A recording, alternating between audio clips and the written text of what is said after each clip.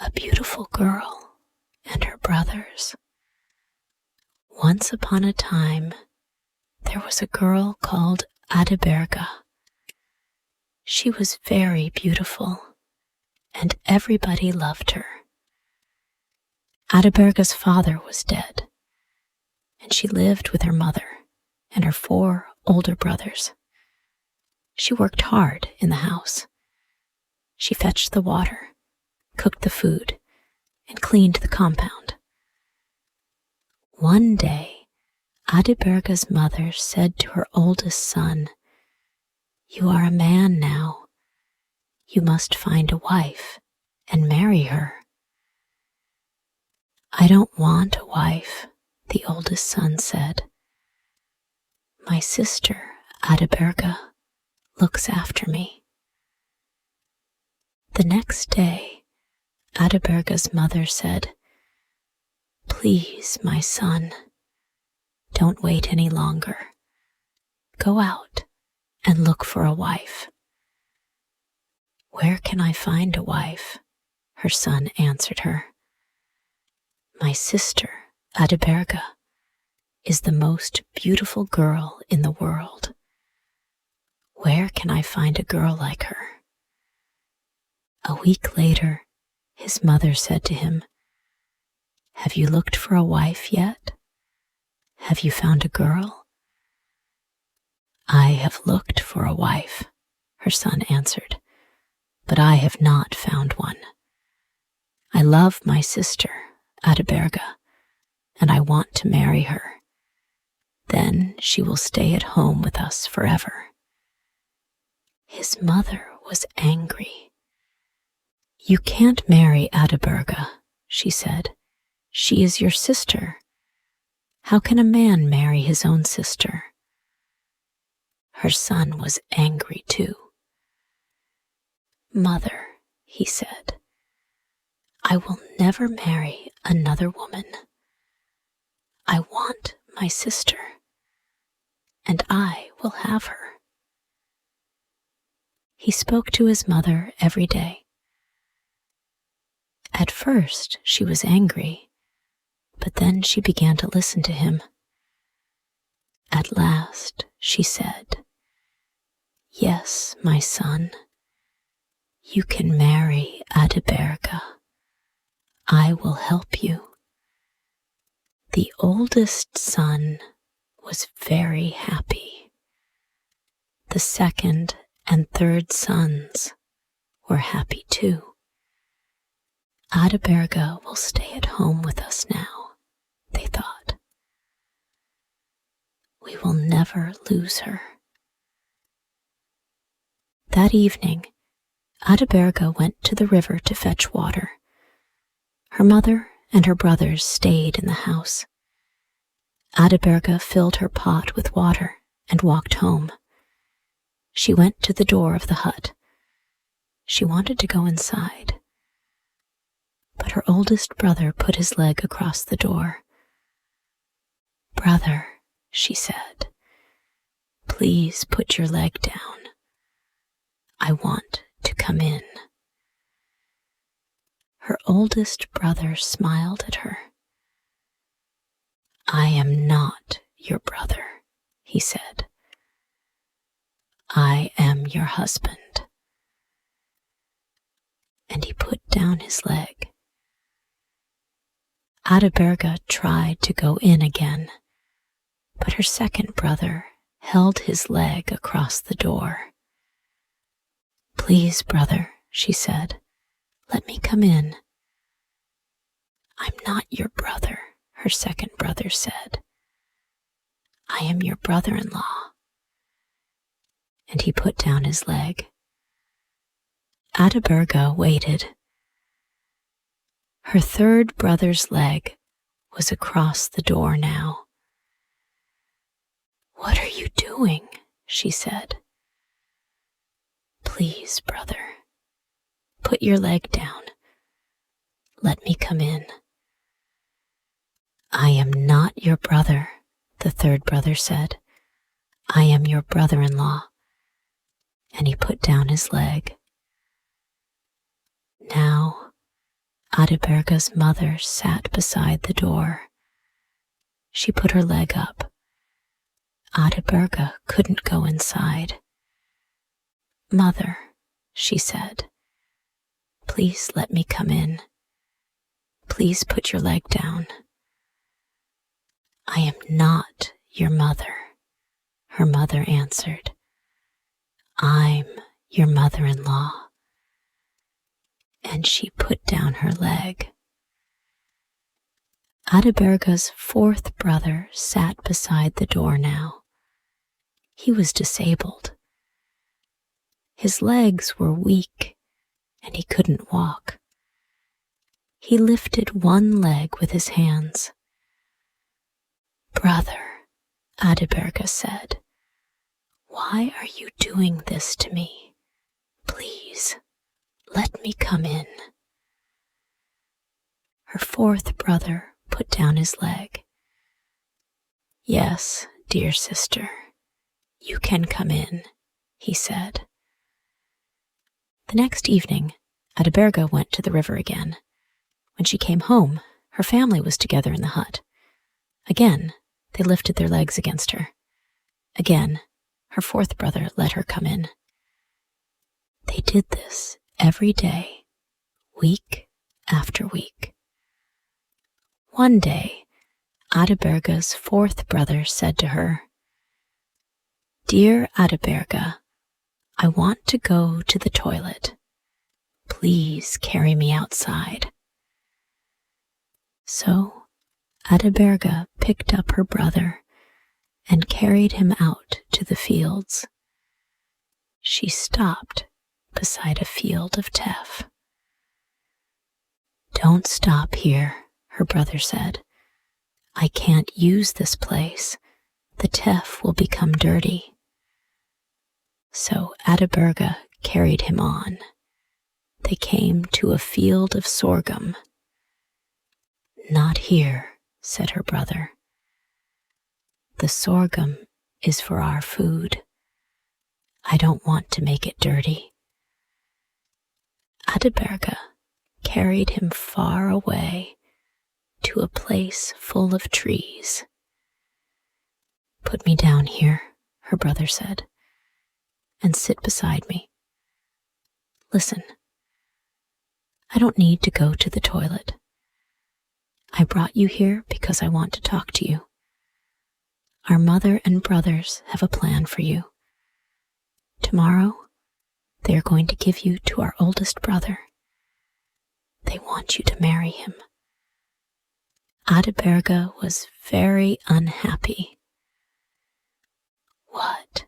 she cried. "My brother wants to marry me?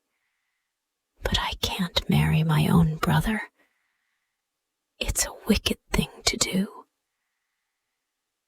"I agree," her youngest brother said, "but they will try to force you. My dear sister, you must run away. Go now." "But where can I go?" Adiberga said. There were tears in her eyes now. "Who will help me?" "God will help you," her brother said. "Be strong. Go." So Adiberga ran away. She ran and ran over the fields, up the mountains, and down into the valleys. At last, she came to a big river. "I can't cross this river," she thought. "It's too deep. I must stay here." There was a big tree near the river. "I'll climb the tree," Adiberga thought. "I will be safe there from the wild animals." So Adiberga began to live in the tree. She collected fruits and leaves for her food, and she drank the water of the river. Now, a rich man lived not far away. Every day, his servant girl came down to the river to fetch water. One day, the girl walked under Adiberga's tree to the edge of the river. She put her pot down and began to fill it. Adiberga was sitting in the tree above the girl's head. When the girl filled her pot, she looked down at the water, and she saw Adiberga's face. "That's my face," the girl thought. "Oh, how beautiful I am." She looked at the face in the water again and again. "That is not the face of a servant girl," she thought. "It's the face of a princess. I'm not going to be a servant anymore. I'm going to find a rich man to marry me." She dropped her pot on the ground, and it broke. "It doesn't matter," the girl said. "It was just an old water pot. I don't need it now. I'm beautiful. I'm going to be a princess." She ran back to the rich man's house. But before she reached it, she began to think. "I broke my master's pot," she thought, "and he is waiting for his bath. He will be angry with me. I must take another pot and go to the river again." So the servant girl fetched another pot and went back to the river. But again, she saw Adiberga's face in the water. "It's true," she cried. "I am the most beautiful girl in the world." She dropped the second pot, and it broke too. Then Adiberga spat on the girl from the tree. The girl looked up and saw her. "Oh," she said, "I am not beautiful at all. The face in the water was not mine. It belongs to the girl in the tree. I will tell my master. I have broken 2 of his pots, but when he sees this girl, he will not be angry with me." So the servant girl ran home to her master. "Master," she said, "I saw a girl in a tree beside the river today. She was as beautiful as Saint Mary. She is the most beautiful girl in the world. I was very surprised, and I broke your water pots." "Don't worry about the water pots," the rich man said. "Where is this girl? I want to see her." "Come to the river with me," the girl said. "I will show you." So the rich man followed the girl to the river. He stood under the tree and looked up. He saw Adiberga. "My servant was right," he thought. "This is the most beautiful girl in the world, and I want to marry her." "Beautiful girl," he said, "why are you hiding in the tree? Have you done something wicked? Does your family want to punish you?" Adiberga didn't answer. She said nothing. The rich man turned to his servant. "Go back to my house," he said. "Bring me my spear and 2 carpets." The girl ran home. She came back again quickly with the carpets and the spear. The rich man stood the spear in the ground. The sharp point of it was below Adiberga. He put one carpet on one side of the spear and the other carpet on the other side. Then he spoke to Adiberga. "Jump down from the tree," he said. "Perhaps you are a bad girl. Perhaps you did something wrong, and your family is angry with you. Is that why you ran away? Is that why you are hiding up there in the tree? If that is the reason, you will fall on the spear. But perhaps you are a good girl. Perhaps someone tried to hurt you, and you ran away to save your life. Is that why you are hiding in the tree? If that is the reason, you will fall on the carpet." So Adiberga jumped down from the tree. She fell on the carpet, and the rich man picked her up. "Marry me," he said. So Adiberga married him. Now a new life began for Adiberga. She was the wife of a rich man. She lived in a big house, and she had many servants. She forgot about her mother and her brothers. She was happy. But Adiberga's fourth brother did not forget his sister. He left his mother's house, and he began to travel everywhere. He was looking for Adiberga. It was very hard for Adiberga's brother. He could not use his legs, but only his arms. He needed other people to help him. One day, he came to the rich man's house. He sat outside under a tree. Adiberga's servants saw him. They ran to Adiberga. "There is a man outside your house, under the tree," they said. "His face is like your face. His eyes and his nose, his mouth and his hair, they are all like yours.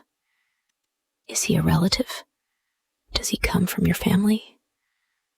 "I have no relatives," Adiberga said. "I have only one brother, and he is disabled.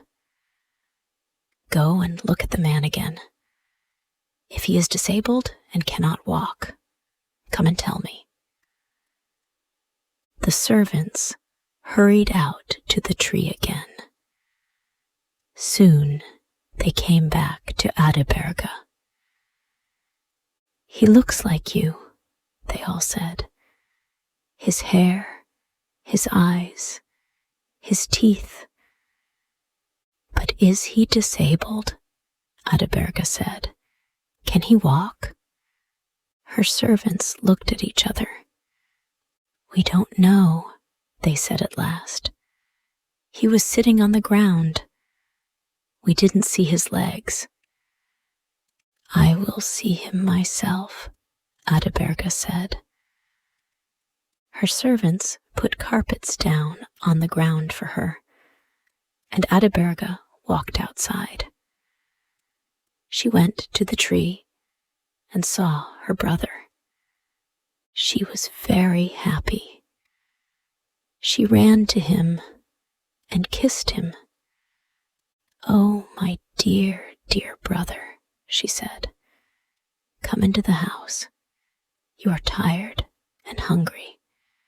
You must rest, and I will make a delicious meal for you to eat." She took her brother inside. She washed his feet and gave him the finest food to eat and tetch to drink. Her brother finished his meal at last. "Now," said Adiberga, "you must listen to me. My husband is not here tonight, but he will come home tomorrow. He is a good man, but he likes to trick people. Ask if you can help him. He will say something strange. Perhaps he will say, 'Kill my cattle.' do it. Look after the cattle for him. Or perhaps he will say, take my cattle to the desert. Don't let them drink water. Then you must take them to the river and let them eat and drink. Listen carefully to his words and do the opposite. The next day, Adiberga's husband came home. My brother is here, Adiberga said. He wants to help you. Ah, said her husband, that is good. He can take the cattle up to the mountain and push them over the cliff. Adiberga's brother smiled at her. Good, he said. I will do that. The next morning, he went out with the rich man's herdsmen. He took the cattle to the valley, and they ate the good green grass. That evening, the rich man was happy with his brother-in-law. He went to his box and took out some hairs from a sheep, some hairs from a goat, some hairs from a cow, a mule, and a horse. He put them in a sack and gave them to Adiberga's brother. He gave him a stick, too. Go home, he said. Take this sack with you. When you reach your house, beat the sack with the stick. Goodbye, dear brother. May God go with you, Adiberga said. So Adiberga's brother went home. When he arrived, he stood outside the hut. He took out the sack and beat it with the stick. At once, hundreds of sheep and goats, cows, mules, and horses ran out of it. He looked at them and laughed. He was very happy. I am a rich man now, he thought. Thank you, dear brother-in-law. His brothers heard the noise of all the animals. They came out of their hut. What happened to you? They said to the fourth brother. Where did you go? And where did you get all these animals? I went to find our sister, the fourth brother said. She has married a rich man.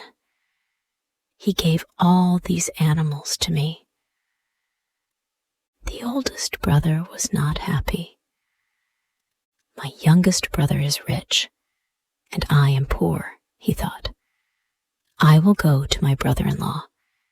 He will give me sheep and goats, cows, mules, and horses, and I will be rich too. So the eldest brother went off to find Adiberga.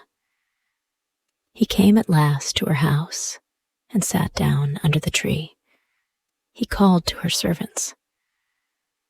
Find your mistress, he said to them. Say to her, your brother is here. The servants went to Adiberga. Another of your brothers is here, they said to her. He is sitting outside the house, under a tree. Another brother? Adiberga said angrily. I don't have another brother. I only have one. But she went out to the tree. Her oldest brother jumped up. Dear Adiberga, he cried, my lovely sister. Adiberga did not smile at him. She didn't kiss her brother. She didn't talk to him. That night, Adiberga's husband came home. Adiberga's brother was very polite to him. "Please," he said, "let me help you. Let me take your cattle out tomorrow." "Very well," said his brother-in-law. "Take them to the desert and kill them all." Adiberga's brother was surprised. He looked at Adiberga, but she didn't look at him. She didn't speak to him. The next day, Adiberga's brother took his brother-in-law's cows to the desert, and he killed them all. That evening, he said to his brother-in-law, "I obeyed you, brother. I took your cows to the desert, and they are all dead. Where is my reward?"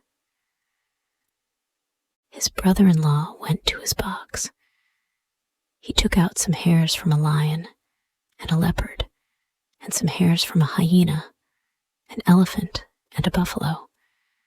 He put them in a sack and gave them to Adiberga's brother. He gave him a stick too. "Go home," he said. "Take this sack with you. When you reach your house, beat it with the stick." "Thank you," said Adiberga's brother. He was happy. "I will be a rich man soon," he thought. He hurried home. When he arrived, he stood outside the hut. He took out the sack and beat it with the stick. At once, hundreds of lions, leopards, hyenas, elephants, and buffaloes ran out of the sack. They turned on Adiberga's brother and ate him. Then they ran away. Adiberga and her husband lived happily for many years and had many fine children.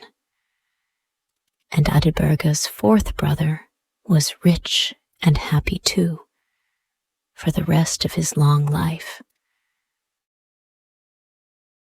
And now this story ends.